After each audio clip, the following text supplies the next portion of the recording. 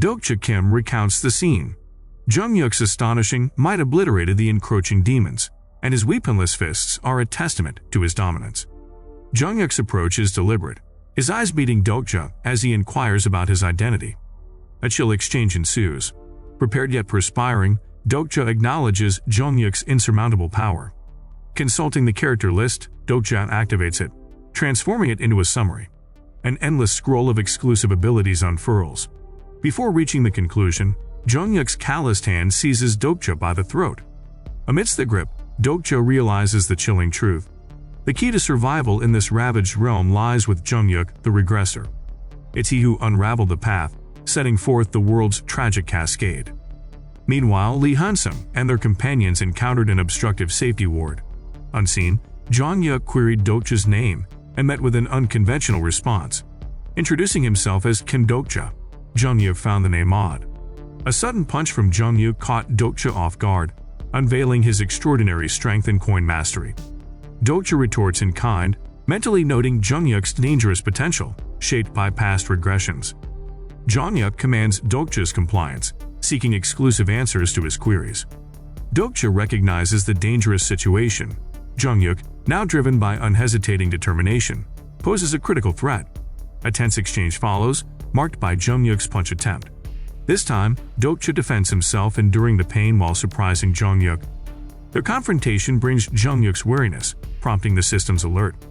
Dokja prepares a fictional link to Jung-yuk's fame, navigating the facade of being a devoted fan. Beneath this ruse lies Dokja's intricate connection to Jung-yuk, a companion through countless chapters. The notion of fan resonates with Jung-yuk, offering a fragile pardon for Dokja. Jung-yuk focuses on Dokja's subway survival, a loaded question. Dokja bargains, sensing Jung-yuk's hidden motives. He reveals that aiding Jung-yuk's insect-slaying plan ensures his survival. The revelation stuns Jung-yuk, and the system alerts a future shift. Dokja claims Kim Nam-woon and Lee Hunsum survived due to Jung-yuk. Doubts emerge about Jung-yuk's role in silencing Kim Nam-woon. Dokja urges a journey, despite Jung-yuk's unease, revealing hidden truths through Jung-yuk's skill. A fourth wall breach interrupts, and as time runs, Jung-yuk questions Dokja's identity. In the aftermath, the clash between Dokja's exclusive skill, fourth wall, and Jung-yuk's Eye of Sage unfolded. With his right eye concealed, Jung-yuk's gaze held confusion as Dokja unexpectedly unveiled a skill, countering the formidable Eye of the Sage. This added a new layer of complexity. Trust shattered, intensifying Jung-yuk's determination to eliminate Dokja. Recognizing the shift, Dokja acknowledged the crumbled faith and the need for a new plan. Addressing Jung-yuk, Dokja stressed the necessity of reliable allies in navigating the challenges of the 46 scenario.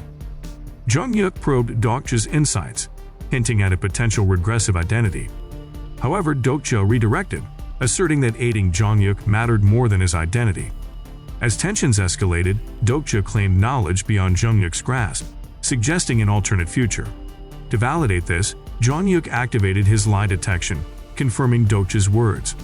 The idea of a prophet, possessing foresight and immunity to detection, left Jung-yuk stunned. Only one in Ways of Survival held this attribute. Jung-yuk presented a proposition, using future sight. Aware of their unique abilities, Dokja disclosed how regressors gain foresight.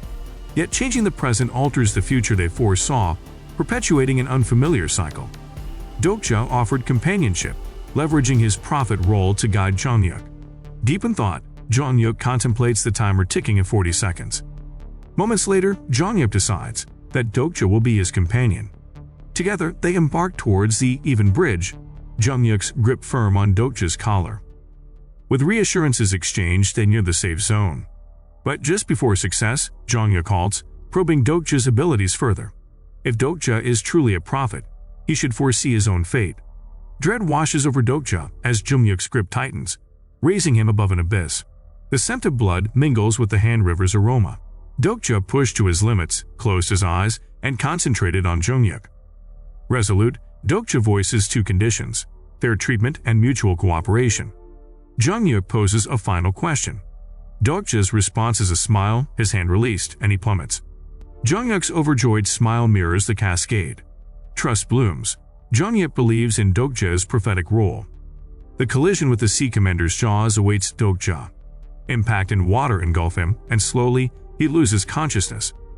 With the sensation of water invading his lungs, Dokja found himself abruptly transported elsewhere. It wasn't a violent transition. His timing was impeccable.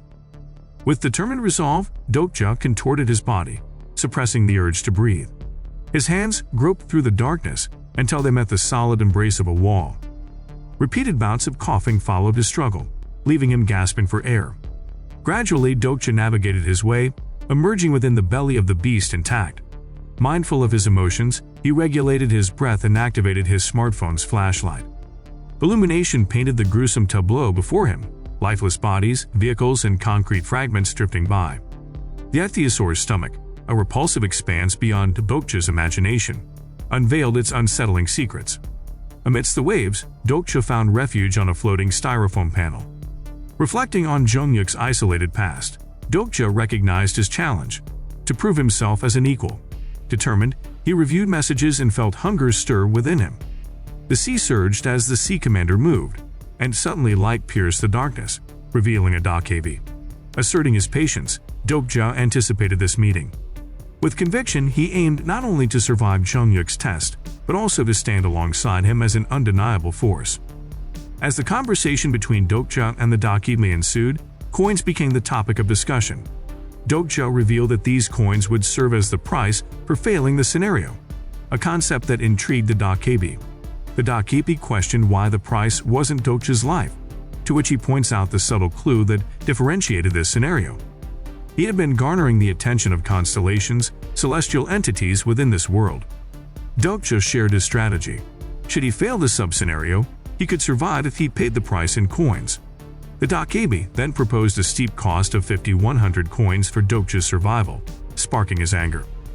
Dokja resisted, even when faced with the alternative of death. Their standoff escalated, with Dokja provocatively taunting the Dakebi to end his life. The standoff persisted until Dokja addressed the Dakebi as low-grade Dakebi Biyang. Astonished, Biyang engaged in unexpected discourse. Dokja unveiled his knowledge of broadcasting, constellations, and more, unsettling Biyang. As Dokja offered the chance to become the Dakebi king, Biyang's composure shifted. Extending his hand, Dokja proposed a contract, promising to elevate Biyang to the pinnacle of Dakebi stardom. In the aftermath, an unexpected proposal emerged from Dokja towards Biyang. Biyang's laughter gave way to contemplation as he realized that signs of this had been present when Dokja rejected the patronage of constellations. Dokja admitted to not choosing any constellations during the sponsorship selection in the subway, shedding light on the truth. Biyang marveled at this revelation and acknowledged his inability to grasp how Dokja accessed the celestial broadcast. Despite this revelation, Biyang politely declined the offer, stating that Dakebis couldn't be sponsored like constellations. Dokja clarified that sponsorship wasn't his aim. Instead, he sought an exclusive partnership with Biyang's channel. He desired to establish a streaming contract, and Biyang confirmed this with a hesitant agreement. Traditionally, the stream contract was an agreement between Dakebis and constellations, with constellations' incarnations appearing on designated channels and Dakebis receiving a share of earned coins. Biyang's skepticism grew as he questioned Dokja's audacity and sources of knowledge. Despite being human, Dokja justified his suitability due to his lack of sponsorship. Stream viewers were divided into two factions: pleasure seekers and incarnation patrons. Dokja proposed that channel popularity rested on catering to both groups simultaneously. Biyang's skepticism shifted as Dokja presented his ingenious plan, an unsponsored yet powerful incarnation that would disrupt the constellation's order. Urging Biyang to open the channel, Dokja unveiled his proposal. Biyang countered with a preliminary scenario for 5,100 coins. Dokja remained unwavering, asserting that conditions were met and pushed for channel activation. A hidden scenario, Commander Slayer, surfaced, and Biyang swiftly ended the broadcast, attributing it to technical issues. Unbeknownst to Biyang, Dokja had coerced him, leading to the revelation of the Dakebi bag. Dokja sought Biyang's help, guiding him to the ancient dragon through the search function. Biyang was surprised to find the possessor of the item was in Italy, and Dokja's knowledge about it intrigued him. Despite Biyang's caution, Dokja exchanged coins for valuable items. The channel closure alert interrupted their exchange, but Dokja remained determined to resume negotiations after dealing with the ongoing scenario. As Byung departed, the channel briefly reopened before his disappearance in a radiant blaze. Left to his own devices and facing a time limit due to impending stomach acid release, Dokja acted swiftly. Coating a thorn with a mysterious blue liquid and sticky mucus, he attacked the ichthyosaur wall, creating openings to counter the corrosive digestive fluid.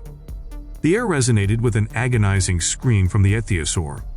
Inside the stomach's chamber, blood vessels tangled with invasive thorns in a desperate dance for survival. Walls pulsed with tension, the thorns expanding relentlessly within the vessels. Liquid currents mirrored Dokja's dire situation, his grip on a solitary thorn symbolizing his lifeline in the perilous sea. Doubts besieged Dokja, an unassuming figure wrestling with his ability to reshape destiny, caught between reality and the allure of dreams. Illuminating his struggle, the thorn's radiant glow marked his resilience, time sweeping him into unconsciousness on the ground. The ichthyosaur's digestion waned, revealing a gleaming light amidst the shadows. Byung, a distant silhouette, was drawn to this faint beacon and descended to Dokja's side, assessing his burned arm. Dokja's strategy, harnessing the thorn's essence, was brilliant yet mentally taxing. Amidst Byung's grumbles, Dokja's vision welcomed a reward prompt. Friendly words flow from Byung as they exchange thoughts, and Dokja requests access to the Dakebi bag. Simultaneously, Dokja gradually chips away at the formidable wall, using the last thorn. Progress leads to a profound discovery, a glowing blue core nestled within the ichthyosaur. With precision, Dokja extracts the core, already planning to sell it. Byung's acceptance seems weary, a silent acknowledgement. Unexpectedly, Byung suggests an ad-watching intermission, presenting a meticulously crafted contract. The contract materializes as a translucent window, laying out terms for a shared journey. The ratio debate arises, and the proposal of shared profits at 5-5 carries an alluring offer, a waiver of the usual channel fees. But Dokja, conscious of his worth, challenges this and explains his desire for a 10-0 split. A tense exchange ensues, Byung's demeanor shifting towards menace. Yet it's Dokja who triumphs, adding another clause to the agreement, a separate down payment. With boldness, Dokja requests 5,000 coins from Byung. If you also want to get some coins, make sure to like the video and subscribe. It didn't take longer until Dokja managed an escape atop an ichthyosaur's back as it navigated the lake's expanse. Sharing his musings, Dokja revealed his intended pace was initially 2 days. However, it stretched to 4 days, aligning with the novel's timeline. The twist lay in Dokja's streaming contract with the Dakebi, earning him substantial coins and newfound jubilation. The ironic shift from a contract lacking reality to literary transcendence struck him. Abruptly, a system alert announced the activation of the fourth wall, guarding against Dakebi interference. Resolute, Dokja delved deeper into the second main scenario, his skin grazing the venomous mist. And with determined proclamation he affirmed, this is where it truly begins. Dokja finds himself immersed in the realm of the second main scenario. Towering and formidable, the creature resembling a rhino snorts in defiance, locking horns with a mysterious insect monarch concealed within the mist. Both entities wage a desperate struggle to safeguard their territories. Meanwhile, Dokja seizes upon plastic salvation, hastily assembling a catch of sustenance in a trio of bags. Yet, as he tends to this makeshift task, a plaintive voice drifts to his ears, an earnest plea for aid. Guided by compassion, Dokja's gaze converges upon a young woman sprawled in a quiet corner. The toxicity's advance is slowed by her mask, a slender defense against a dire fate. Swiftly, Dokja scooped her up and dashed toward Jumo Station. On arrival, barricades obstructed their path. Surprisingly, the woman proved invaluable. Striding towards Exit 4, Dokja confronted a descending fire shutter. Swiftly, he wedged a thorn into its narrowing gap. With a makeshift lever, Dokja strained to lift the shutter. Within the station's safety, Dokja gently laid the woman down, removing her mask before presenting the monkey's lungs. While not a complete cure, it wielded a neutralizing influence. A sudden flashlight pierced the shadows, its light revealing menacing figures brandishing metal pipes. Dokja's gaze narrowed, a wariness settling in. Their leader demanded his name, but with a twist of words, he sought to understand the essence of Dokja's being. Unwanted attention fell upon the woman, the flashlight's beam an unwelcome intrusion.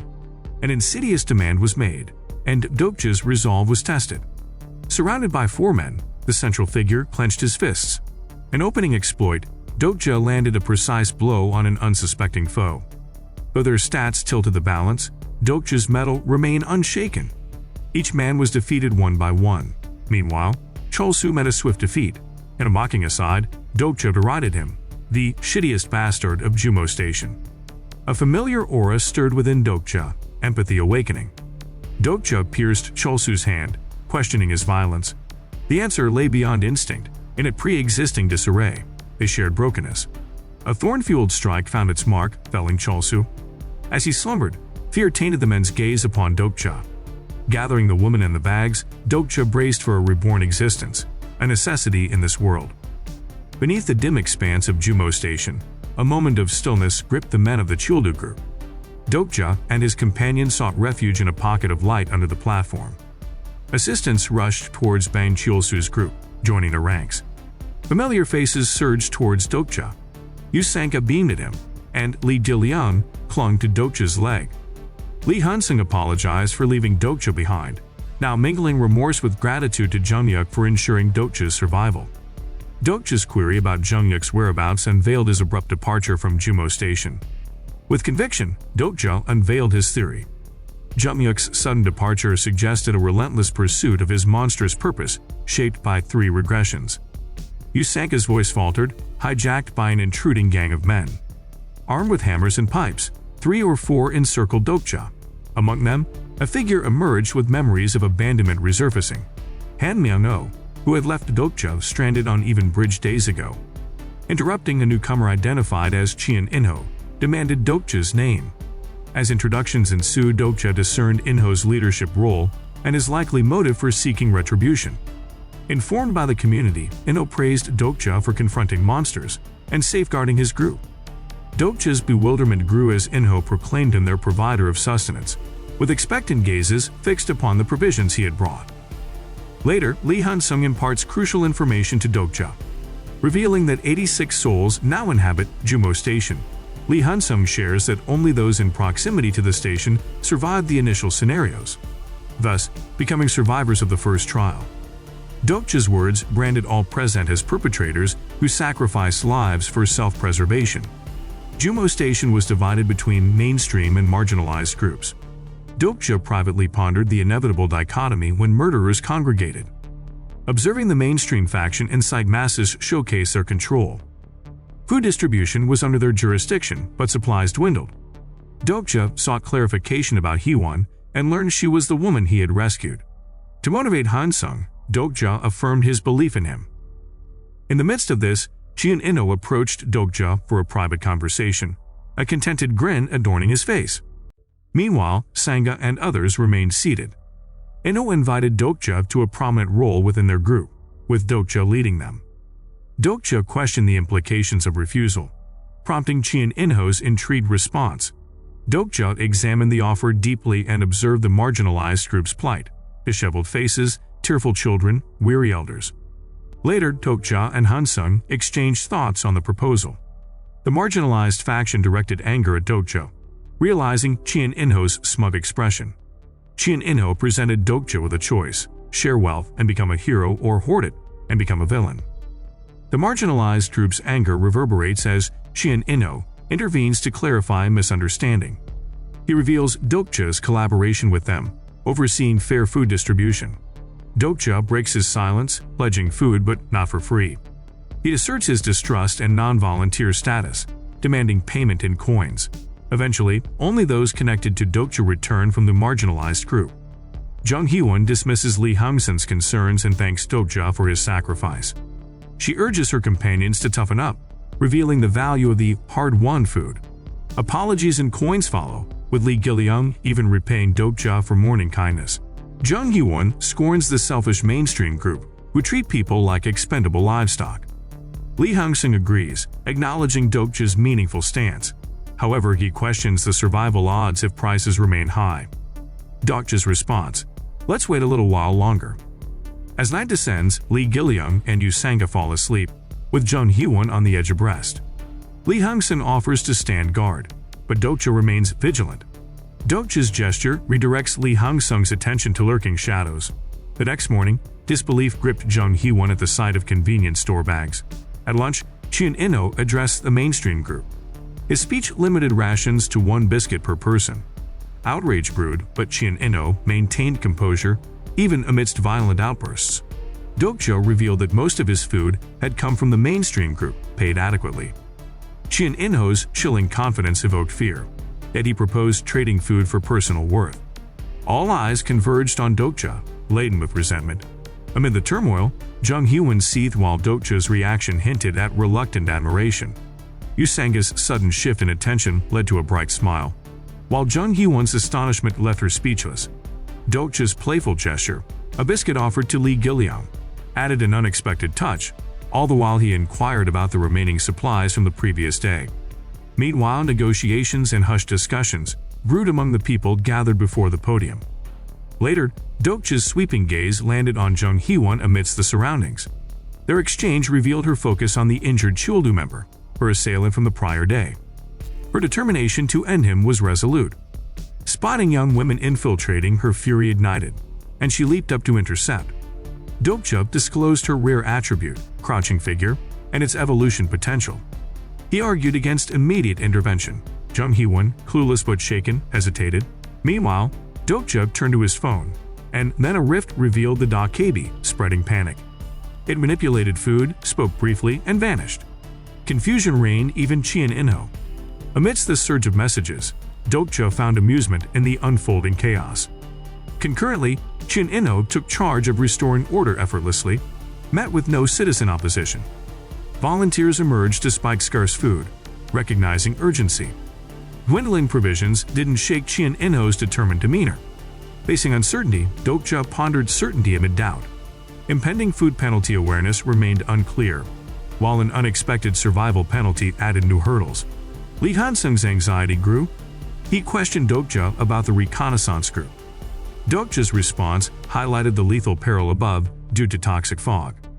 His gaze fell on a worn gas mask, symbolizing their plight. Its state mirrored the fog's resistance. Dokja's team prepared for monster threats. Surprisingly, Chien Inho bid farewell without reproach for Dokja's absence. Dokja saw paths to understanding characters, gaining trust or deciphering thoughts accurately. Operatively, the latter unveiled Chien Inho's attachment, choosing Han Myung-oh to join. As they entered the tunnel, darkness prodded them, resisting the flashlight's feeble penetration. Lee Hang-sung's concern over Jung Hyewon's inclusion sparked a dispute, quelled by Dokja. He highlighted their altered reality, where strength transcended gender norms through stat enhancement. Dokja demonstrated this by urging Gilliang to unveil the stats, unveiling his ability to communicate with insects. He'd assured safe passage for the next 100 steps, given his connection with these creatures. Jung Hyewon approved, acknowledging Gilliang's individual contribution. Dokja's gentle touch on Gilliang's hair symbolized their connection. Continuing through the tunnel, a new sub-scenario emerged, a lifeless ground rat. Dokja identified it as a relentless subterranean predator complicating interstation travel. The notion of consuming them was dismissed. They focused on direct sustenance. Dokja pondered Jung Hyewon's kendo skills. Crafting a weapon from the rat, Dokja's party ready for action. Jung Hyewon honed the blade with anticipation. Messages arrived simultaneously, clarifying queries and initiating combat. Lee Hansung and Yusanga led the extermination, joined by Jung Hyewon and Lee Gilliang. After the battle, curiosity lingered among the group as they assessed their results. A twist unfolds. Lee Hansung is granted a starter pack tailored for low-level incarnations. This boon enhances stats and imparts vital weapon proficiency for early scenarios. As discussions shift to ground rat cuisine, a tense unease emerges. Lee Hansung's worry prompts Dokja's contemplation. Dokja relates their situation to the narrative's uncertainties, hinting at an optimal approach amidst occasional deceptions. Suddenly, a ground rat kidnaps Han Myung-oh, evading capture and plunging all into an unforeseen crisis. Dokja's gaze lingered on the peculiar hole that had swallowed them whole. This was no ordinary rift, and Dokja discerned that Gilliam's unique ability could aid their pursuit. Entrusting Jung Hyewon's care to Lee Hansung, Dokja ventured into the abyss alongside Gilliam, a place dwelling in shadows, a realm of ground rats, where light vanished into its inky depths and spatial dimensions blurred. In this lightless expanse, Li Guiliang's exceptional communication skills proved indispensable, sparing Dokja from reliance on coins. Within the darkness, Li Guiliang's fingers danced mysteriously. He recounted witnessing Dokja's capture by Han Myung-oh and Yusanga, revealing Dokja's pursuit of items. Guiliang's swiftness precluded concealment. Dokja sought approval, fearing Guiliang's disappointment. Reassured, Guiliang trusted him. Despite Dokja's mature facade, he was vulnerable. The world, overrun by ruthless adults exploiting innocence, haunted him. They neared their destination. Guiliang's query shook Dokja. Was he God or the protagonist? Dokja admitted envying, not embodying the main role. Guiliang probed further. Did Dokja fathom this world? He affirmed. Guiliang hinted at post-suffering wishes, mirroring story rewards. Adapting to this world meant enduring madness, fanaticism, or irrational hope. Dokja's agreement concealed his feelings. Their journey echoed myriad struggles, etching emotions on Dokja's face. Meanwhile, sub-scenario contents shifted as they entered the ground rat's treasure trove. Guiliang's discovery of a treasure box prompted Dokja to hush him. Shadows materialized, heralding the arrival of ground rats. These creatures conveyed objects through tunnels and exchanged information, illuminating their surroundings as their numbers grew. Amidst this, a voice resonated. Anticipating the right moment, Dokja restrained Guiliang, refraining from revealing their presence prematurely. Two captives emerged, Han Myung-oh and Yusanga, entangled in an intense altercation. With no alternative, Dokja grasped a thorn, releasing it with precision. Yusanga called out, but Dokja's focus remained unwavering. The thorn pierced the darkness, unveiling the core of the dark root abundant in dark ether, where the imminent dark sentinel would emerge. Meanwhile, Guiliang grappled with the aftermath of his psychic link with the exploded insects. With his abilities waning, he rested on Dokja's advice. Dokja then freed Han Myung-oh and Yusanga from captivity using a Swiss knife, all while being observed by the Dark Sentinel, a towering demon with dominion over the ground rat's tributes. The Sentinel began speaking, marking the start of a formidable battle. And that's it for this part 2. If you enjoyed the recap, don't forget to hit that subscribe button and ring the notification bell for a more epic recap. Until then, see you in the next one.